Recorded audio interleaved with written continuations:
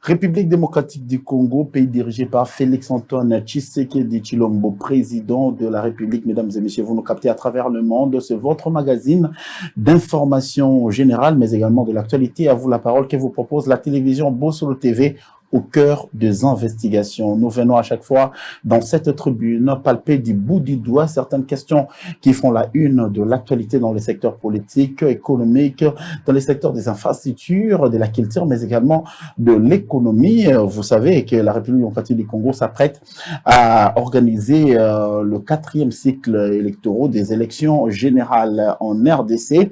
Et également, il y a autant de questions, mais également, vous savez, dans quelques jours, nous allons accueillir le 9e G de la francophonie, où les infrastructures pilulent à travers la capitale. Il y a également le programme des 145 territoires qui est en train de faire sensation, un programme impulsé par le chef de l'État, Félix-Antoine Tshisekedi, mais un projet que la population a du mal à cerner quand même. Toutes les informations ayant trait aux infrastructures, nous avons aussi le privilège d'en savoir un peu plus. Qui pilote ces projets? Pourquoi ces projets peinent à se concrétiser et comment ça doit se concrétiser et tant d'autres projets liés aux infrastructures. On a également le droit d'en savoir un peu plus. Pour ces nouveaux numéros de votre magazine, à vous la parole, nous avons un ingénieur pas le moindre, c'est quelqu'un qui s'y connaît dans cette matière. Il est président des Tic-Tang RDC Stratégie, il s'appelle Monsieur Matungulu Bodom, il est expert en infrastructure et aussi ingénieur civil en République démocratique du Congo. Depuis une année, il pilote une structure qui est en train de faire sa route et qui a quand même de réalisation accompagner le programme du chef de l'État, mais également donner une nouvelle image à la République démocratique du Congo que vous avez connue. La République démocratique du Congo d'aujourd'hui n'est pas la République démocratique du Congo de l'an 60, encore moins de l'État indépendant du Congo. Permettez-moi de souhaiter bonjour et bienvenue à mon invité, Monsieur Matungulu Bodom. Bienvenue. Bienvenue, monsieur. Vous êtes de plein pied à Bossolo Télévision et c'est votre magazine, à vous la parole. Vous avez quand même eu le privilège de nous suivre dans les réseaux sociaux, à la télé. Aujourd'hui, vous vous retrouvez à Bossolo, vous avez quelle impression? En fait, je suis très content parce que c'est une émission que nous suivons bien souvent et nous voyons un peu l'audience que vous avez, la population aime bien vous suivre. Et surtout, comme l'émission le dit bien, à nous la parole, c'est une manière pour nous de pouvoir nous donner cette liberté de pouvoir éclairer certaines questions d'actualité.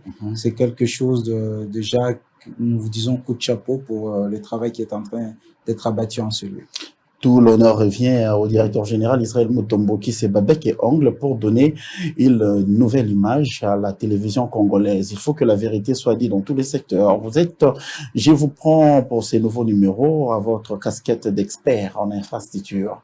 Pourquoi vous portez cette casquette et comment on peut vous présenter bien pour que vous vous sentiez à l'aise?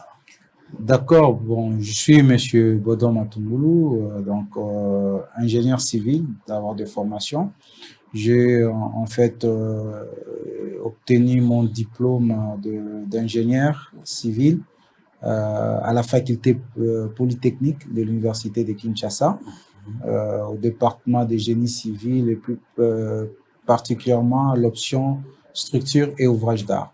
Donc après quoi, donc je travaillais dans des structures étatiques. J'ai commencé à l'OVD où j'ai fait une année et demie. Après j'ai été, disons, rappelé et recruté à l'Agence congolaise des grands travaux lorsqu'on a mis en place la direction d'études.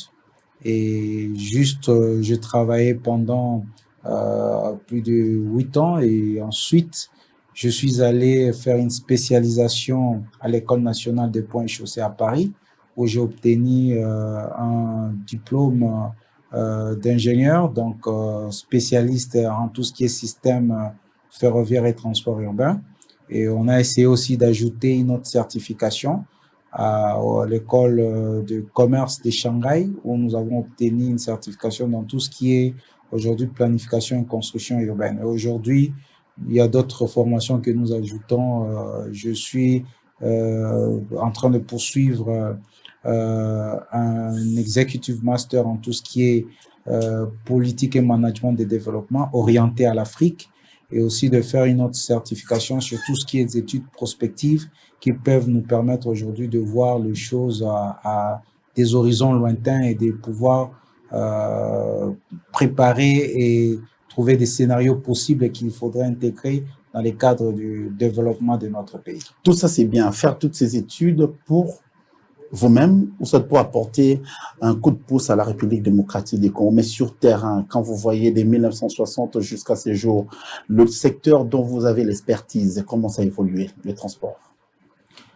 Eh bien, vous savez, Monsieur Guy, comme j'aime bien le dire, aujourd'hui, nous venons de célébrer notre 63e anniversaire de l'indépendance. C'est pour nous d'abord un temps de remise en question. Pourquoi? Parce que on s'est dit, c'est comme un enfant qui a atteint aujourd'hui 63 ans. 63 ans. Les parents... Et il faudra encore l'appeler enfant. Oui, il faudra encore l'appeler enfant. Mais aux yeux de ses parents, il reste un enfant. Il reste un enfant. Donc, et les parents se posent la question pour se dire réellement, est-ce que le monsieur qu'on voit en face de nous a atteint réellement ce que nous avons bien voulu qu'il soit dans sa vie? C'est cette question qu'on se pose. Mais franchement, aujourd'hui, 63 ans après, on n'a pas vraiment des trophées, des chasses à exhiber pour dire voilà ce que nous avons pu obtenir. Nous sommes encore en croisée de chemin de notre développement pour prendre encore de l'envol. Nous avons encore un chemin à faire et nous devons nous y appliquer. Voilà un peu le sentiment que nous avons aujourd'hui, 63 ans après. Donc, il n'y a pas eu d'évolution concrète. Alors, l'évolution, il faut l'adapter aussi dans le temps. Elle est relative. Parce qu'aujourd'hui, la RDC qui obtient son indépendance fait partie des pays les plus développés d'Afrique à son époque. Mais avec, je prends juste un exemple, on accède à l'indépendance avec 15 millions d'habitants. Aujourd'hui, 63 ans après, nous sommes à près de 100 millions d'habitants. Nous avons connu une croissance de près de 528% en termes de population. Et cette population qui était de 15 millions d'habitants avait des besoins qui pouvaient être, donc les infrastructures par exemple, parce qu'on parle des infrastructures, répondaient aux besoins de 15 millions d'habitants. Mais quelle évolution avons-nous eu aujourd'hui depuis 1960? Combien de kilomètres de chemins de fer avons-nous ajouté pour la population qui a été multipliée par 528 fois? Est-ce que vous pensez que parce que rien n'est fait, qu'il y a eu évolution? Moi, je ne pense pas. Je pense plutôt qu'aujourd'hui, vous savez, lorsque vous n'avancez pas, vous restez dans le statu quo, en fait, vous reculez. Et ça, c'est le défi que nous avons aujourd'hui. Une ville comme Kinshasa, qui était une ville de 300 000 habitants, aujourd'hui, c'est une mégapole de plus de 20 millions d'habitants pour les mêmes infrastructures. Donc, cela pose un problème. Voilà pourquoi je me dis que l'évolution, il n'y en a pas eu assez. Et nous devons fournir encore plus d'efforts pour répondre aux besoins de cette population. Qui répond aux besoins? La structure think tank RDC Stratégie, il va répondre aux besoins en termes de quoi? Vous avez quoi pour répondre à tous ces besoins? Non, la structure, le think tank, c'est un laboratoire d'idées. C'est en fait pour nous un centre de réflexion. Nous n'avons pas à pouvoir répondre à cela. Nous avons plutôt ici besoin de pouvoir éclairer les gouvernements. Parce que le rôle d'un think tank, c'est ça. C'est de pouvoir réaliser des études prospectives, de pouvoir réaliser des analyses de politique publique et d'orienter les gouvernements pour le montrer la voie à suivre. Pour dire, voilà, avec tout ce que nous avons eu à faire comme analyse, voilà ce qu'il faut faire, que ce soit le public, que ce soit le privé. Notre rôle, c'est ça en fait, de pouvoir éclairer les politiques publiques, éclairer le gouvernement dans ce qu'il est en train de mener comme politique publique. Et nous ne sommes pas à la manœuvre pour exécuter. Alors, vous n'êtes pas à la manœuvre pour exécuter, mais vous avez quand même un plan.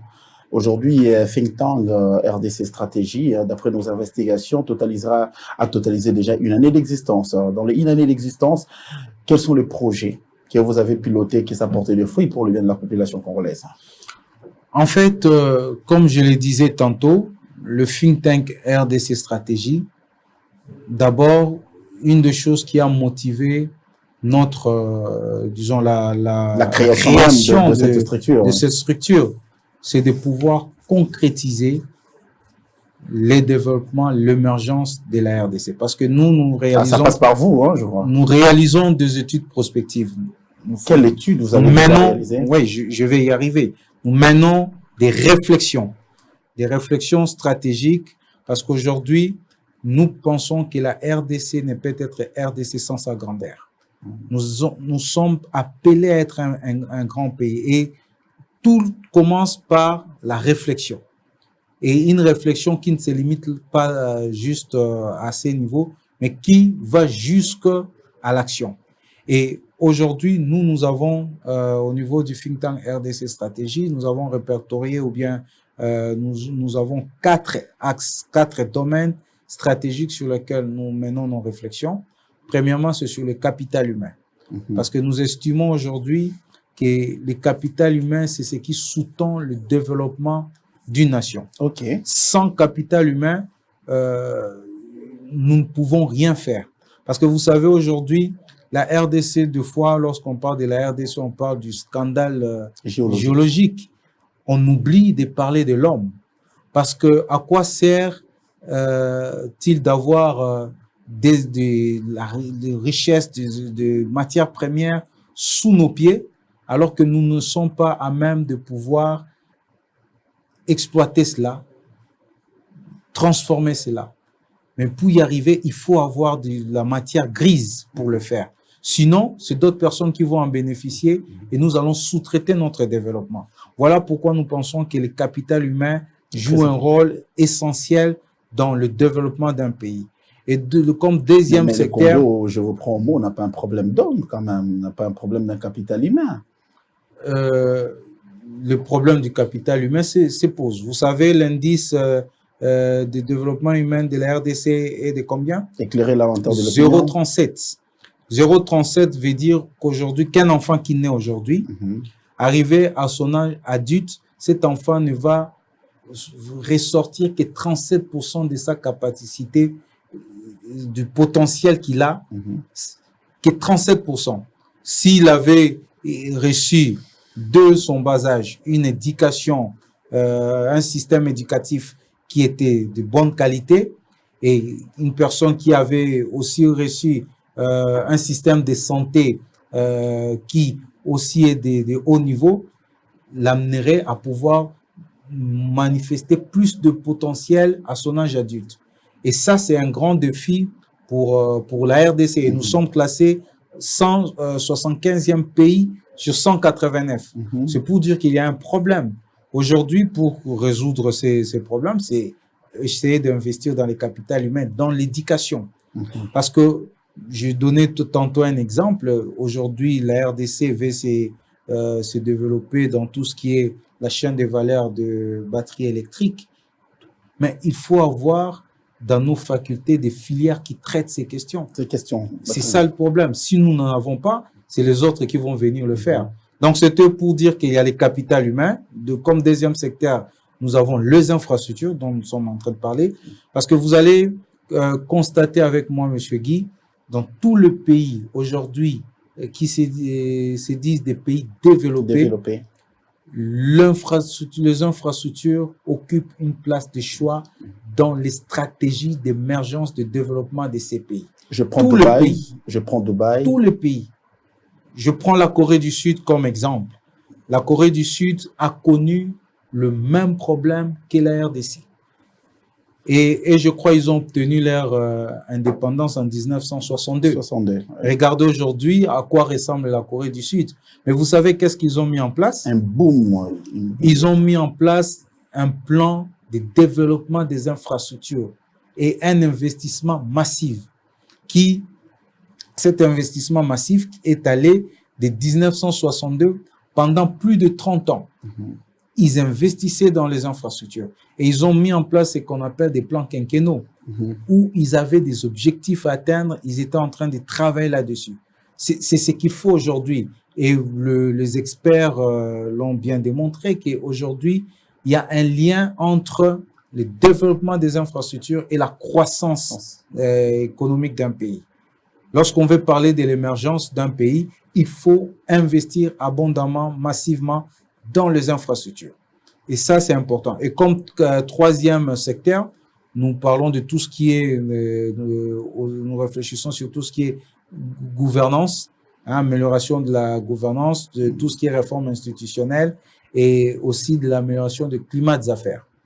Et comme quatrième axe, c'est tout ce qui touche à l'environnement, aux ressources naturelles et aux ressources énergétiques. Parce que ces quatre axes, c'est ce qui va en fait constituer ce que nous appelons le socle, la fondation sur laquelle on pourra bâtir l'émergence de notre pays.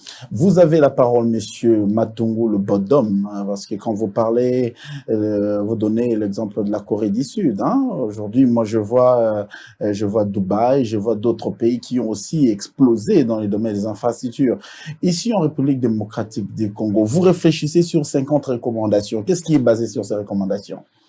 Alors, pour revenir sur les 50 recommandations, donc, au niveau du think tank RDC Stratégie, nous avons organisé l'année passée un forum sur les infrastructures qui a regroupé les acteurs de l'écosystème, tant national qu'international. Nous avons reçu à peu près... Les architectes aussi étaient à contribution, je vois.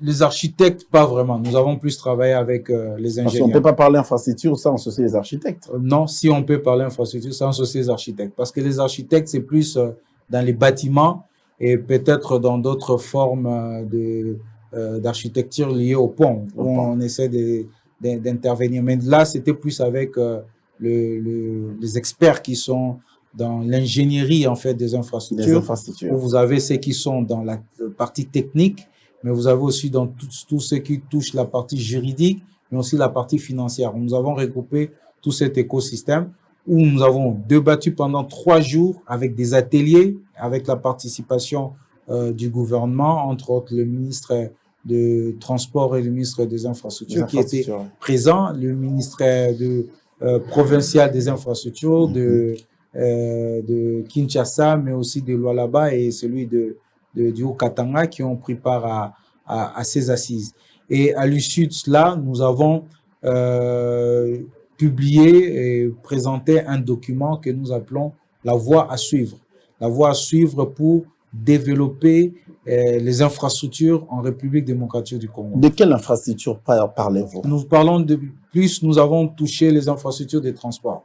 Lorsque je parle des infrastructures de transport, je vois la route, je vois tout ce qui touche au chemin de fer, à la voie fluviale et lacustre, et puis aux aéroports et aux ports. Voilà, c'est sur ces infrastructures. Et nous avons, en fait, dans ce que nous avons présenté comme recommandations, 50 recommandations ont été faites, mais réparties en 3 groupes, en fait, des recommandations, si je peux les dire ainsi. Il y a eu des recommandations qui ont touché sur la gouvernance du secteur, une des recommandations qui ont touché sur les financements du secteur et une des recommandations qui ont touché sur la partie opérationnelle, sur comment est-ce que les choses doivent être menées secteur par secteur. Alors, dans les 50 recommandations, ces 50 recommandations, en termes clairs, sont soumises à quelle autorité pour que ça soit exécuté? En fait, le think tank... Parce qu'on ne peut pas concevoir, on ne peut pas avoir des recommandations à l'issue des assises comme ça, que ça reste lettre morte dans le tiroir. Non, non, il faut soumettre ça au décideur. C'est pas rester lettre morte, comme j'étais en train de vous dire. L'ADN d'ailleurs de notre think tank. Nous avons en fait 3 phases. La première phase, lorsque nous voulons réfléchir sur une thématique donnée, la première des phases, c'est de rencontrer les acteurs, d'essayer de discuter avec eux pour se rendre compte de leurs besoins, de leurs attentes, des enjeux, des défis qu'ils ont. Vous les avez rencontrés? Nous les avons rencontrés. Alors, après cela, nous passons à la deuxième phase. La deuxième phase où nous organisons un forum, ça peut être une conférence, des ateliers, sur base de tout ce que nous avons recueilli comme information. Nous formulons des thématiques pour débattre. Et lorsque nous finissons de débattre, nous allons coucher tout ce qu'il y a comme réflexion, recommandation dans un document que nous allons maintenant partager et soumettre ici aux décideurs politiques et puis au secteur privé.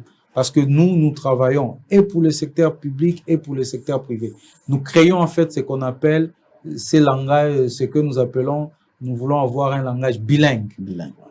Public-privé, privé-privé, public-public.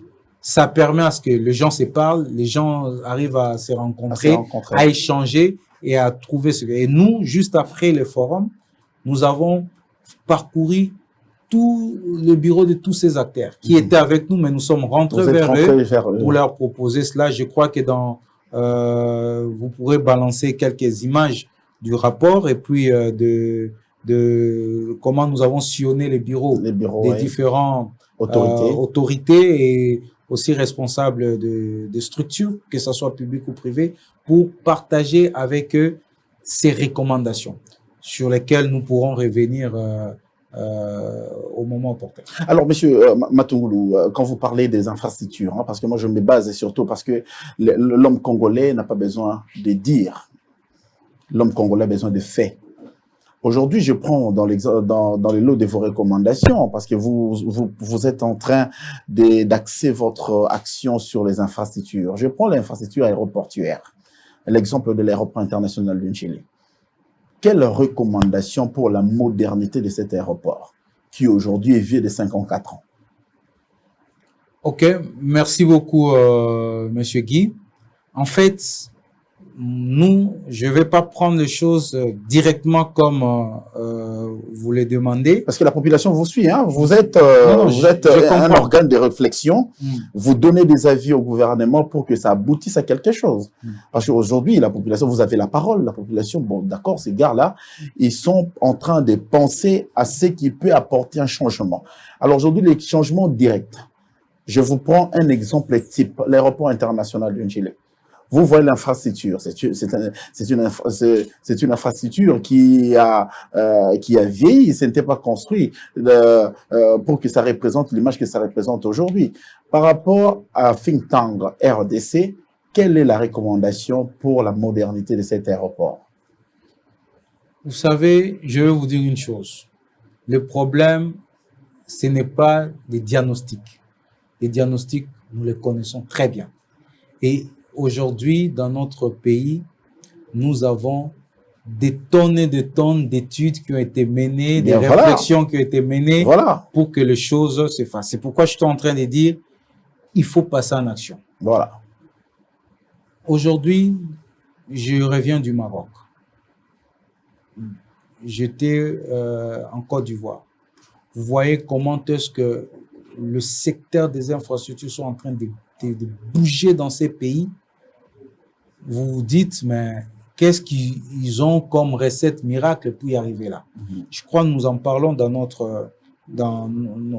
les recommandations que nous avons faites. La première des choses, c'est de pouvoir avoir une vision et ici avoir réellement une implication très forte des autorités et de l'autorité publique.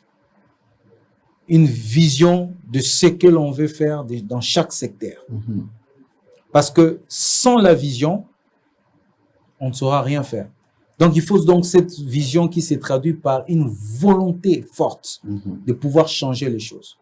Et dans ces pays où vous voyez les choses qui sont en train de marcher, il y a cette volonté.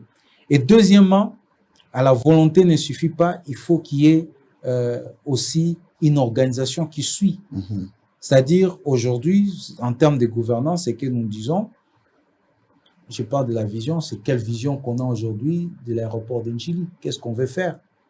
Et après cela, nous disons aujourd'hui, parce que là, Ndjili vous donnait un exemple. Mais moi, je suis en train de vous amener dans l'ensemble des infrastructures pour comprendre, et puis je vais vous revenir avec une réponse précise. Il faut derrière, en termes de gouvernance aussi, qu'il puisse y avoir une clarification de rôle des différents acteurs. Parce que le problème, des fois, clarifier les rôles, on connaît. non, le rôle, moi je vous dis qu'il y a un problème de chevauchement. Le chevauchement, et aujourd'hui, vous avez plusieurs acteurs qui interviennent dans un même secteur. Vous avez le même projet qui est piloté par tel ministère et aussi piloté par un autre ministère et piloté au niveau peut-être provincial, et les gens ne savent pas. Il y a un problème de chevauchement en termes de rôle. Et ce qui vient en fait pour la troisième recommandation, aujourd'hui, on dit qu'il faut clarifier les rôles. Et ailleurs, d'ailleurs, vous allez voir que le ministère des Transports et des Infrastructures, c'est un seul ministère. C'est un seul ministère. Et ça permet à ce que les décisions sont prises, on sait bien suivre les choses directement. Et un élément important, c'est avoir un cadre programmatique. OK. Parce que tous ceux qui réussissent aujourd'hui, dans le secteur des infrastructures, le pays qui sont en train de marcher, ils ont un cadre programmatique. C'est-à-dire... Mais on a un bureau technique de contrôle, on a des structures. Non, lorsque je parle d'un cadre programmatique, il faudra en créer. Lorsque je parle d'un cadre programmatique, c'est-à-dire aujourd'hui, on a un plan de développement de ces infrastructures qui est connu. Où on a priorisé en fait nos projets, on les a quantifiés. Parce que, en fait, le problème, c'est quoi? Lorsqu'on n'a pas un cadre programmatique, on intervient dans des projets sans pour autant faire en sorte que ces projets se tiennent. Parce qu'aujourd'hui, pour faire un cadre programmatique, les infrastructures séparent. C'est-à-dire, lorsqu'aujourd'hui, je vais investir au port de Matadi, je ne peux pas faire le port de Matadi sans les chemins de fer. Sans les chemins de fer. Un cadre programmatique va vous permettre aujourd'hui pour vous dire comment je fais l'aéroport de Ndjili, je le fais pour combien de passagers par an que j'attends sur cet aéroport. Parce qu'aujourd'hui, je peux essayer de faire ce comme on a eu à faire aujourd'hui l'aérogare qui existe. C'était pour un temps. Oui. Mais aujourd'hui, les besoins est en train d'augmenter. Et d'après les prévisions, ça devrait être démoli déjà. C'est ça. Et les cadres programmatiques vont nous empêcher aujourd'hui de pouvoir avoir ce qu'on a connu depuis que nous avons accédé à l'indépendance. C'est toujours le même péché. On travaille avec des programmes d'urgence. Et il y a quelqu'un qui a dit, lorsque déjà les choses deviennent urgentes, sachez que c'est déjà tard. C'est déjà tard. Aujourd'hui, les programmes d'urgence ne nous permettent pas de pouvoir avoir un plan qui nous amène à une horizon lointaine et une horizon qui permet à ce que nous puissions avoir des infrastructures qui répondent réellement aux besoins. Et qui parle de programmes d'urgence, vous allez voir qu'il y a la précipitation qui va entrer dans ce qu'on est en train de faire. Au finish, on va dépenser beaucoup d'argent pour des infrastructures qui ne seront pas de qualité. Et aujourd'hui, pour revenir sur votre question, il y a vraiment un besoin de pouvoir moderniser notre aéroport d'Ndjili. Mais maintenant, comment le faire? C'est ça, en fait, les réflexions que nous menons.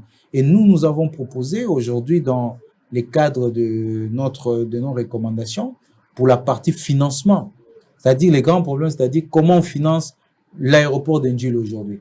Parce que les infrastructures telles que les aéroports aujourd'hui, on ne le finance plus avec l'argent de l'État. Aujourd'hui, c'est dans des partenariats publics-privés avec des BOT que vous mettez en place.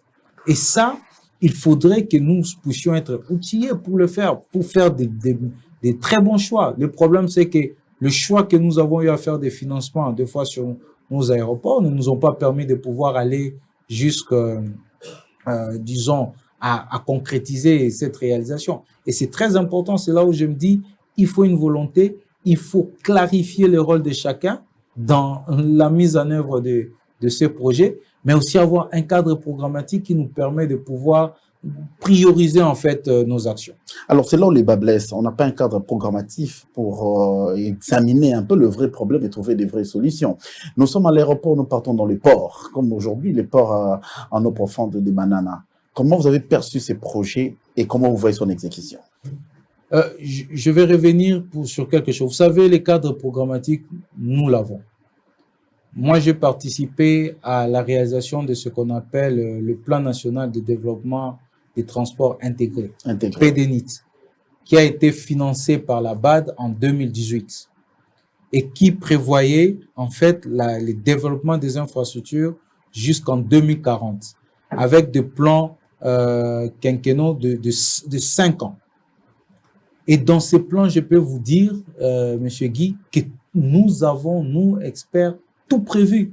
Comment est-ce qu'on développe les infrastructures? Le problème, c'est que c'est pas suivi.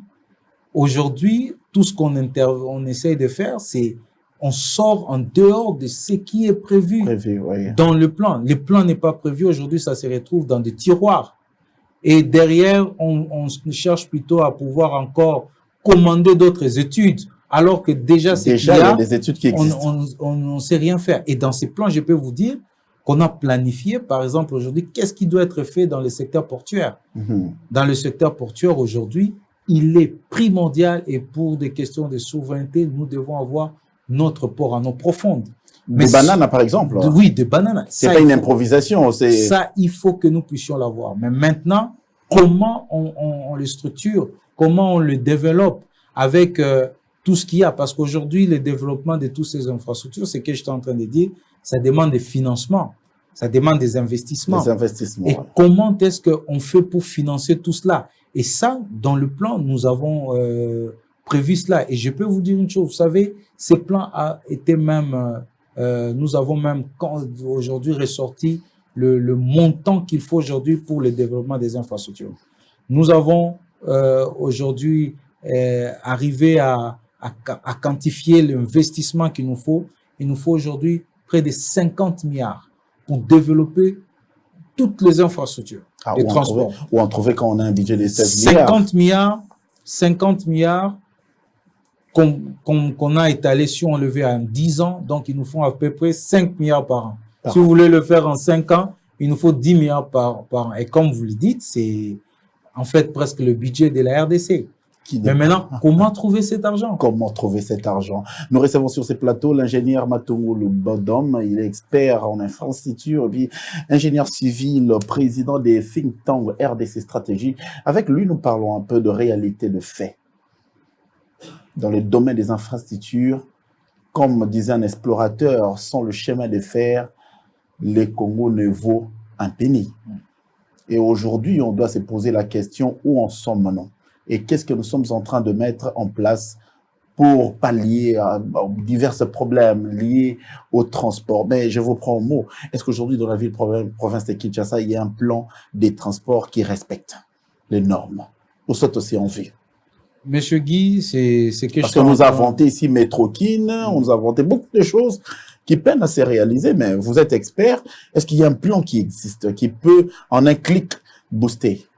Monsieur Guy, c'est comme j'étais en train de le dire tantôt. Le plan existe. Aujourd'hui, je vais vous dire qu'il y a un plan de développement du transport de la ville de Kinshasa qu'on appelle le PDTK. PDTK. Qui a été financé par la JICA entre 2019 et 2020. Et ces plans prévoient aujourd'hui le développement en fait des infrastructures de transport dans la ville de Kinshasa. Et qui vous dit, voilà ce qui doit être fait. C'est bien spécifié. Hein.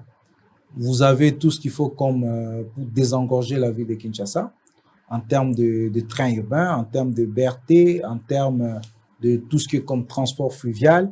C'est important. Mais il faudrait que dans l'exécution, dans tout ce qu'on est en train de faire, que l'on puisse aujourd'hui se greffer à ces plans. Je vais vous donner un exemple. Vous savez, par exemple, le saut de mouton qu'on a réalisé, cela n'avait jamais été prévu dans le plan, le PDTK. Parce que déjà, ces sauts de mouton viennent mettre en mal l'exécution de certains projets, par exemple, des trains urbains, des tramways. Et ce sont des solutions aujourd'hui qui ont été utilisées, je vais vous le dire, au Japon en 1960. Pour résoudre le problème d'engorgement, mais aujourd'hui, c'est dépassé. Donc, à la longue, on pourra casser ces sauts de mouton. Oui, parce que je vous dis, il y a des endroits où on a mis le saut de mouton. À ces endroits, il y avait des plans pour faire passer l'autoroute, par exemple, le centre-ville-aéroport. Par exemple, le saut de mouton qui se trouve devant la RTNC. Aujourd'hui, en termes d'exécution, ça met à mal la réalisation de cette autoroute parce que c'est surélevé. Mais c'est peut-être pour répondre à un besoin qui était urgent, je ne sais pas. C'est pourquoi je suis en train de dire, on doit quitter de pouvoir travailler toujours en mode d'urgence. Travaillons en mode durable. Voyons les choses à long terme.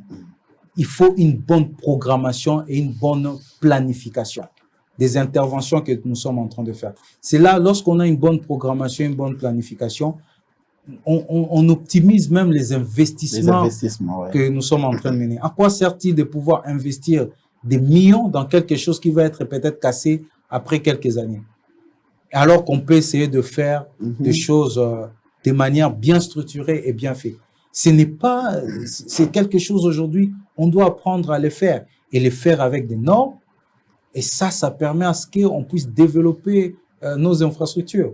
Alors aujourd'hui, la place des autorités politiques se situe pour accompagner cette action afin que la République démocratique du Congo ressemble à une république moderne où aujourd'hui les gens peuvent circuler calmement et tous les voies de transport peuvent aussi exister comme ça existe dans d'autres cieux. Vous savez, c'est ce qui doit être fait. Voilà pourquoi moi je parle, il faut vraiment un engagement des autorités publiques, ceux qui sont en charge de ces secteurs, et avec une vision claire. Oui. Parce que, vous savez, aujourd'hui, il faut un changement de paradigme. Parce que les infrastructures telles que, les développements des infrastructures telles que cela a été développé à l'époque coloniale, les modèles économiques de l'époque coloniale, aujourd'hui, ne répondent plus. Le colon a développé ces infrastructures, lorsque vous allez voir, c'était avec un système de transport multimodal pour permettre l'évacuation de matières premières, des minéraux, de tout ce qui était comme produit agricole vers l'extérieur, par le fleuve, parce que c'est l'épine dorsale de notre système de transport. Et dans cette épine dorsale, vous avez le chemin de fer qui vient se greffer pour compléter toutes les parties qui ne sont pas navigables et avec une densification routière. Mais aujourd'hui, ça doit changer. Nous devons changer notre manière de pouvoir concevoir, notre manière de pouvoir préparer les projets. Et cela va nous amener, comme vous le dites, dans le développement des infrastructures, comme cela s'est fait dans d'autres pays. Vous savez, aujourd'hui, je dis toujours aux gens que quand vous avez parlé de Stanley qui dit sans le chemin de fer, le Congo ne vaut pas un pays. C'est-à-dire, il est venu là regarder la grandeur du pays. Il a regardé les potentialités, la richesse qu'avait le pays d'ici. Ce qui va faire le développement de ces pays, c'est les infrastructures de transport. Et aujourd'hui, où on vous parle, nous sommes 80 fois plus grands que la Belgique. La Belgique, oui. C'est pourquoi je dis que les infrastructures qu'on devrait avoir en République démocratique du Congo devraient être 80 fois que les infrastructures qui existent aujourd'hui en Belgique. On est 5 fois plus grand que la France. On devrait avoir 5 fois plus d'infrastructures que ce qu'on voit lorsqu'on va en France. C'est pour dire aujourd'hui que nous accusons un retard. Et pour que nous puissions nous rattraper, il faut un changement de paradigme. Il faut que nous puissions revoir notre manière de gouverner les secteurs et notre manière de pouvoir planifier les choses. C'est ce qui va nous permettre aujourd'hui de pouvoir évoluer. Moi, je donne un autre exemple, par exemple, dans le secteur routier. Aujourd'hui, on a 26 provinces. Hier, on en avait 11. 11, oui. Mais la classification juste de nos routes, on a gardé la même classification qu'il y a quelques années lorsqu'on avait encore 11 provinces. Et cette classification se fait parce qu'on a une vision, un modèle économique. Parce qu'il y a des routes qui étaient des routes provinciales, aujourd'hui doivent devenir des routes nationales. Voilà. Et il faut qu'on arrive à planifier tout cela. Et ça va nous amener à pouvoir trouver un modèle économique à mettre en place. Et pour essayer de finir et vous donner une solution, les pays, vous avez cité Dubaï. Tout le monde aujourd'hui veut aller à Dubaï. Il y a 20 ans, c'était un désert. Mais ils ont réfléchi. Ils ont utilisé quoi? Les matières premières qu'ils ont pour développer leurs infrastructures. Aujourd'hui, il y a ce que moi j'appelle les triangles d'or. C'est-à-dire nos matières premières, ce que nous avons comme richesse aujourd'hui. nous devons l'utiliser pour financer nos infrastructures. Il faut mettre une ingénierie en place pour que cela puisse réellement servir au développement de nos infrastructures. Monsieur Matungulu Bodom, c'est comme ça qu'on vous appelle, président des think tanks RDC Stratégie, expert en infrastructure, aussi ingénieur civil. Il sort de l'UNIKIN, hein, Université de l'UNIKIN et de l'École nationale des ponts chaussées de Paris. Voilà, vous parlez plus de Kinshasa, de l'RDC. Hein. Paris, c'est mieux parce que vous savez, il y a assez d'expériences aussi là-bas pour apporter ce que vous avez eu à l'extérieur ici au pays. Les Congos ont besoin des gens qui réfléchissent. C'est bien beau de construire, mais il faut construire dans les normes. C'est bien bon d'apporter des solutions, mais il faut apporter des solutions qui corroborent avec le besoin. C'était avec un grand plaisir que nous avons reçu cet expert en infrastructure qui a parlé de l'actualité parce que le Congo de demain, le Congo de 2030, de 2050, de 2060 ne va pas ressembler au Congo de 1960. C'est le vœu de tout Congolais. Nous vous remercions d'avoir répondu à notre invitation, Monsieur Matungulu Bodom. Nous espérons vous revoir dans un prochain numéro pour parler un peu en long et à large des questions qui touchent, parce que demain après-demain, la gouvernance va partir de la base au sommet et ça sera aussi mieux d'impulser en ce sens-là. Vous nous avez suivis à travers le monde. C'est votre magazine À vous la parole. D'ici là, portez-vous bien. Merci à Prêché Miyoko, à Platini Le Voilou qui ont assuré la réalisation de ces programmes sur Posolo TV, la télévision au cœur des investigations. Au revoir.